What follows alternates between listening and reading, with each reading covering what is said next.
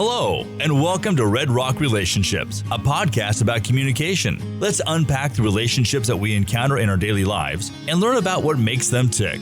And now your host for Red Rock Relationships, Dr. James B. Stein. And that's me, and we are back. We have yet another late semester start, and I am dangerously undercaffeinated, but I think we'll be able to get through this one. This is season 8? Oh my God. Season 9. That's wild. This is season 9 of Red Rock Relationships, and we are kind of just juggernauting our way through a variety of different themes. And the theme for this season, I'm calling it in the most East Coast accent I can muster: you, me, and the robots. And there's a few different things I want to talk about, and quite frankly, we're not going to have to talk about them in any particular order, which is nice because when it comes to guests, sometimes schedules float around.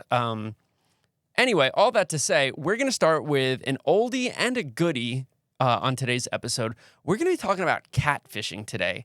And to help me do that, I have two brand new first-time guests, which is a rarity at this point. I have Doctors Jamie Snyder and Katelyn Golladay joining me to talk about that. Welcome so much. Welcome to the show. Thank you so much for being here. Yeah, thank you for having us.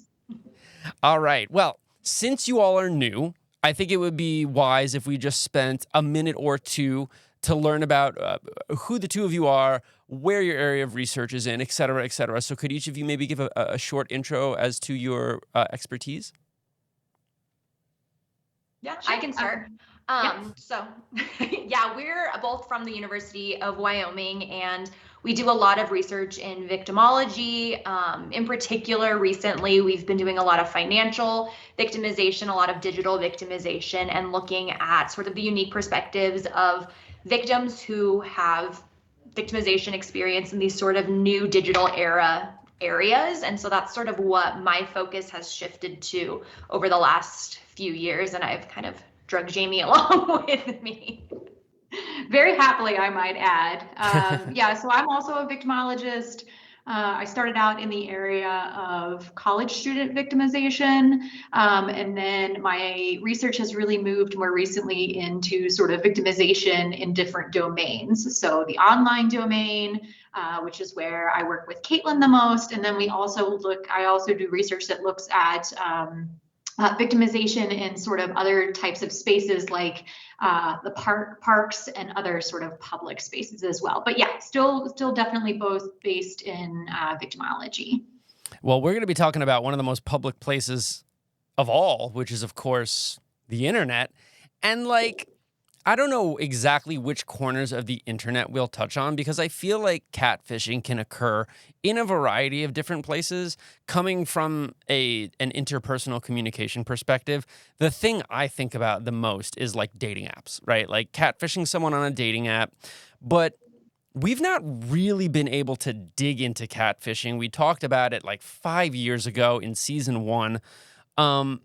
So what I'd like to do is I'd like to just sort of get grounded and talk about what we're even dealing with here. So maybe if we could go over one or more of the potential definitions of catfishing. Maybe, Jamie, we can start with you and then see if Katelyn has anything to add. Yeah, I mean, I think that one of the interesting parts about this is that there is not necessarily a common sort of way to do it, but there's sort of the way that we viewed it as, which is basically misrepresentation. So when we looked at it in our study, we definitely looked at it from a misrepresentation standpoint. And I'll let Katelyn sort of talk about this a little bit, because she approached me with this idea a few years ago, and then we sort of ran with it. So I'll let her talk about this a little bit. Cool. Yeah. So I think, like a lot of other people, am a big fan of the MTV show Catfish. It's where this whole idea sort of stemmed Neve. from. I love Neve. Yes. I'm waiting to get him to tweet me or something. Is my ultimate goal. But so we've seen catfishing sort of from this perspective of the TV show, where people are misrepresenting themselves on an online platform, usually a dating app, is sort of how that show is kind of structured around.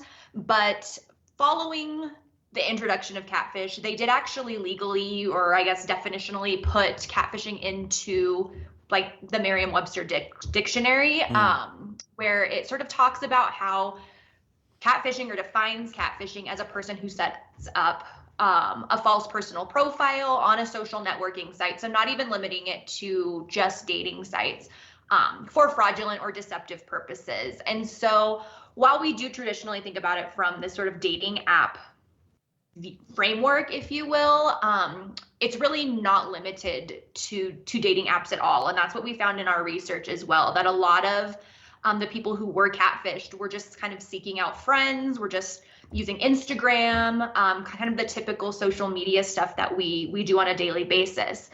So when we were trying to figure out how to capture catfishing, we came up with the definition for our research that we used to sort of elicit information about catfishing without actually using the term catfishing, because that does sort of have a connotation based on things like the reality TV show and how we sort of colloquially use the term catfishing. So in our research, we defined it as engaging in an online relationship with somebody, either friendship or romantic, so not just limiting it to those dating instances. So who gave false information or misleading information about themselves while pursuing that relationship. So trying to narrow it down to this misrepresentation online, but not limiting it just to dating or relationship experiences, because that was important to us to sort of figure out how broad this really is. So that's sort of how we've looked at the definitions. Oh, that's across the board. Yeah, that's interesting, because for a minute there, I was about to say, well, now hold on. Are we talking about like Nigerian prince scammers? Like, does that count as catfishing?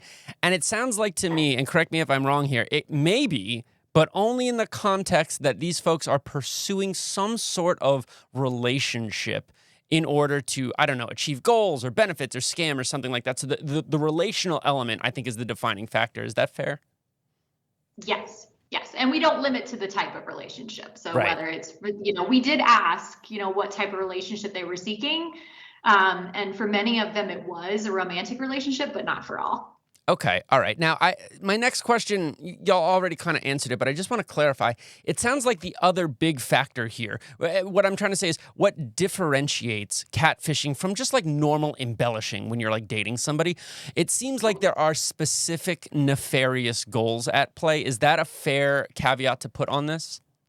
I think it's absolutely a fair caveat, because I think what we would say is that it's normal to embellish a little, right? So, people use filters on their pictures, and they take pictures from different angles, and we're all about good lighting. And I think that is normal, accepted practice. Well, I'm 6 feet tall, so just... Yeah, so like I said, and there's research that on dating that says that, about 80% of online daters embellish something. Mm-hmm. So Mm-hmm. it's relatively normal, but there's a big difference between that and a straight up lie. And I think that is where the individuals that we included in our study had a problem, because they weren't lying about, a good angle or lighting. They were lying about their marital status. They were lying about the number one lie that we saw was relationship status. Wow. So lying about being married, lying about having children, lying about their financial status, lying about their pictures. So these are big things. So we try to separate it between, what we would consider sort of little white lies versus big lies, which are especially things like relationship status. Okay. All right. That's fair. And I think it's important because, again, we need to distinguish what we're talking about here. Now, y'all alluded to this.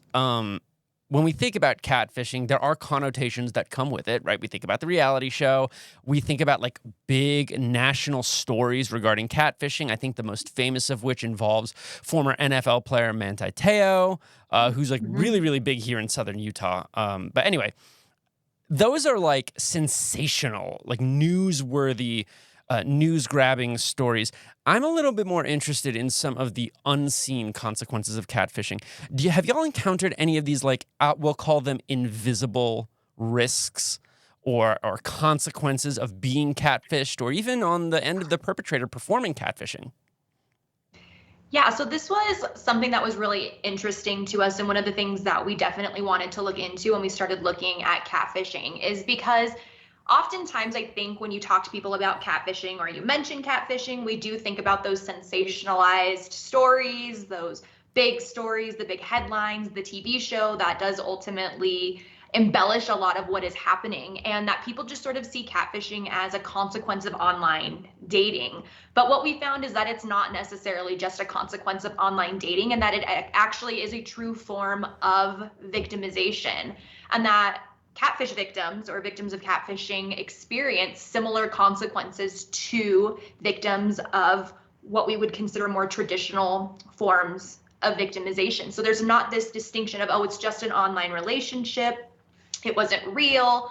That our sample in our research found that our people who have experienced catfishing are experiencing emotional consequences. They're experiencing physical consequences following these experiences that are very reflective of what we would see among other types of victims as well. It leads to things like distrust of people around you, distrust of relationships,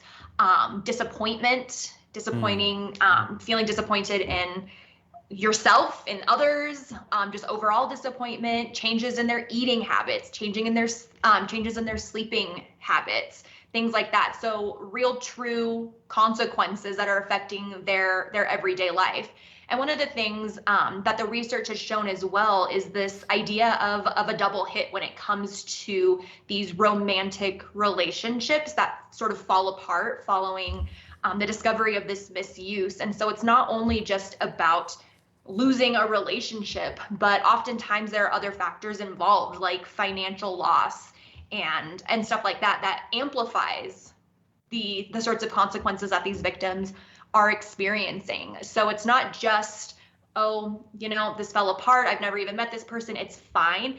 We're seeing that they actually victims are valuing these relationships, and the loss of these relationships, even in an online context, are reflective of how in-person relationships or in-person victimization would be seen or felt by these victims.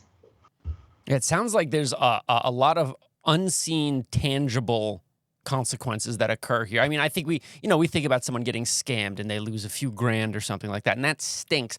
But it feels like that's compounding on the relational element. While you were speaking, I was thinking about a conversation I was having with my students just yesterday about attachment styles.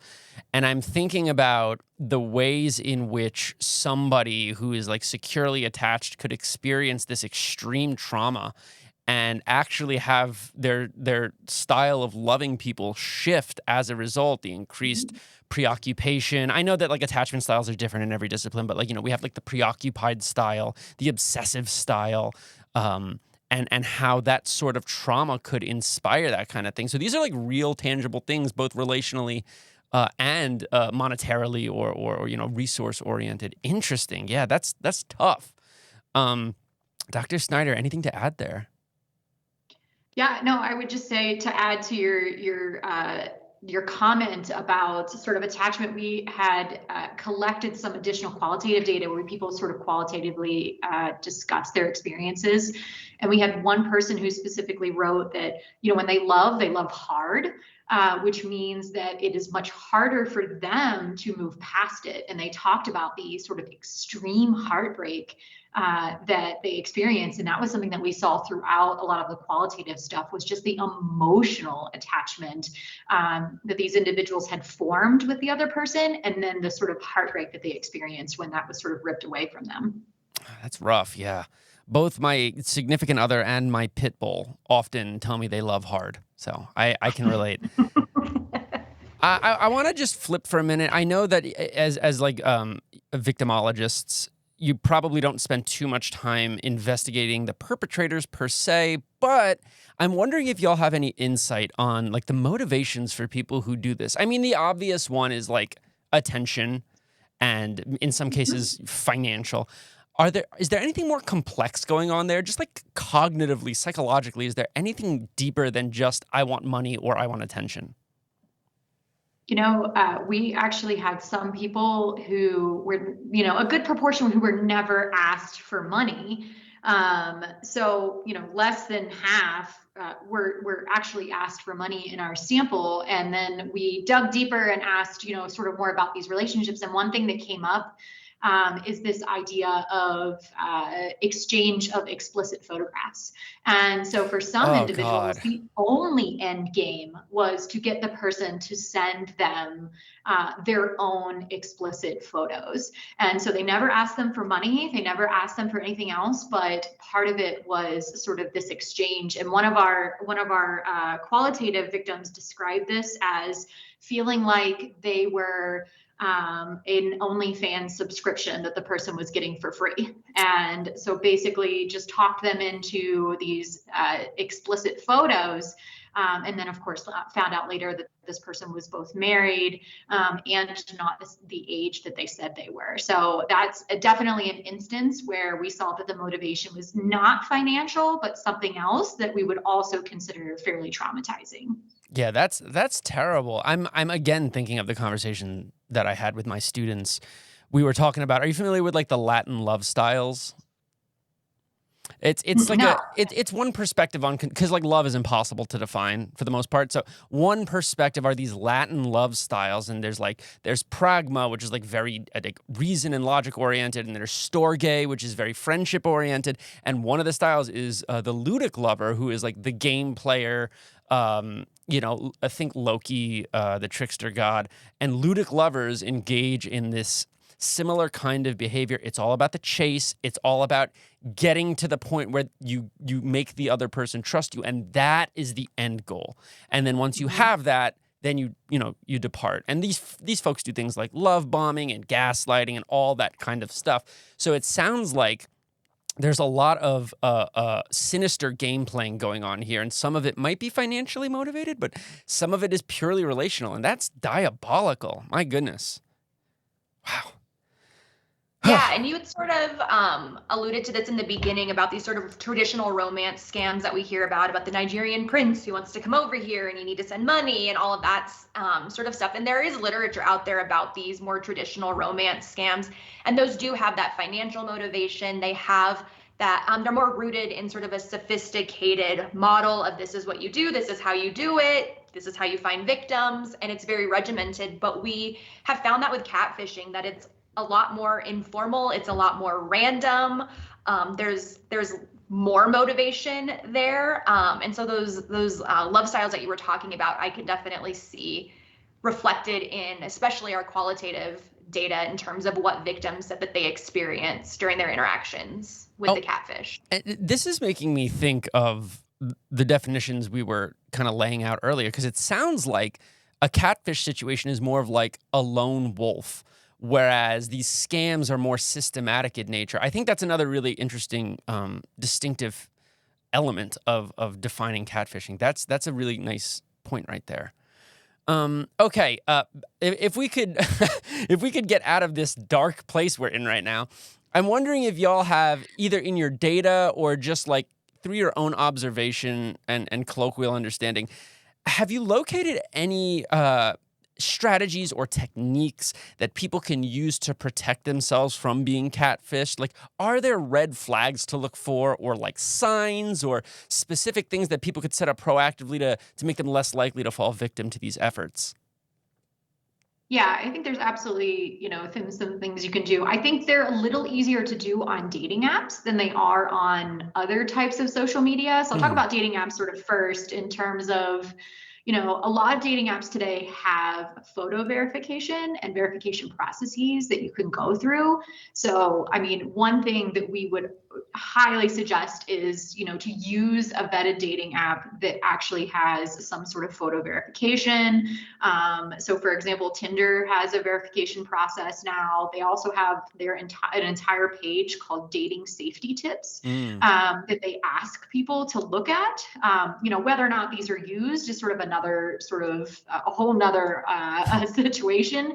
But we would say that that's definitely something that we would want to do. So only interact with verified users. Another red flag that comes up very often is if the person tries to get you to communicate off the dating app. So moving to personal email or some other form of interaction that doesn't involve the dating app, because the dating app can obviously help with some of this, but once you're off of it, that's usually a red flag. Asking for any sort of money right. is a red flag. But we found that in about half of cases, they still gave money to people, even after, sort of trying to verify and stuff like that. We also found that video chatting was not as common as we thought, about 50-50 in terms of video chatting. So we would say that that's something that we would suggest. We actually found that if the person met the person out in the real world, so offline, that it actually decreased their chance of giving money and things like that. But it might be too late at that point. Right.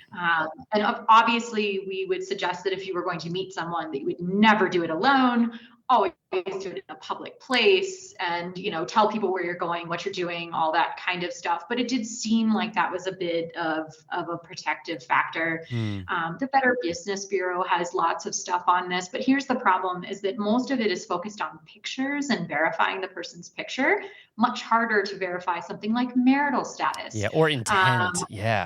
Yeah, or their intent. So a lot of the stuff, the tips that are available out there right now are really focuses on verifying profiles, where we find that people are more likely lying about their marital status or their relationship status. So those are things that, we would suggest that you try to verify in different ways. And, I would say be cautious in any sort of interaction, especially if they're asking for money, and especially if they're asking for money quickly, because a lot of the interactions were fairly quick. Within the first few weeks, they were asking for money from the person. And, that's obviously something we don't want. And a lot of these individuals were catfished more than once. Over 3/4 of our sample experienced it multiple times. Wow. I wonder if there's like a gendered effect going on here, because when you talk about if someone's trying to get you off the app, they could be a catfish. I'm thinking about like manosphere content or dating coaches or whatever. And they're like, bro, the goal is to get the woman off the app, get her Snapchat, get her number. Like, that is an incongruity, right? Because on one end, you might just have like a desperate incel simp, for lack of a better term, trying to like desperately go on a date, and then someone's like, uh-oh, like maybe like if we're assuming heteronormativity and the woman is like, uh-oh, this person's trying to get me off the app, that's a red flag. That's interesting. And then I also think about the public spaces. Obviously, this is something that very, very important. And when I talk about it with my students, especially my younger students, I ask them a question like, how many of you would go on a date for like a hike in the mountains for a first date? And all the dudes raise their hand and none of the ladies raise their hand. And then we sit down and we talk about why that is. And I just think that it's so interesting to see the amount of overlap between these anti-catfishing proactive behaviors versus things that like women do to protect themselves and men often take for granted, just in plain layman's terms. So I just find that interesting. I thought I'd remark on that. Mm-hmm. And we don't see a ton of gender differences in terms of catfishing victims, who's being victimized, how they're being victimized, how often they're being victimized, whether or not they give money. The only time we really see differences is in terms of consequences. We find that women typically feel the emotional effects of catfishing more than men. But in terms of risk factors for catfishing, gender's not really a concern, or that's not really a significant factor. We see a pretty even split down the middle of our sample in terms of who's been catfished and sort of the interactions around that, which we found interesting. That doesn't surprise me because men tend to be more manipulative in terms of their dating motivations and things like that. And then on the other hand, I'm sure there's plenty of women who know that it's kind of easy to get a big dumb guy to, hey, well, I'll show you a couple of pictures. Why don't you send me $85? Something like that. I can work my way around it. It makes sense to me. I was hoping we'd have time to see if you had heard of any especially juicy catfish stories, but sadly we are out of time. So I want to thank you both for coming on. It's been an awesome conversation. Thank you so much. Absolutely. Thank you so much. All right, folks. Well, I actually don't know what we'll be talking about next. There's a couple of guests who have yet to confirm, but we've got a few episodes planned for this semester, and I'm looking forward to it.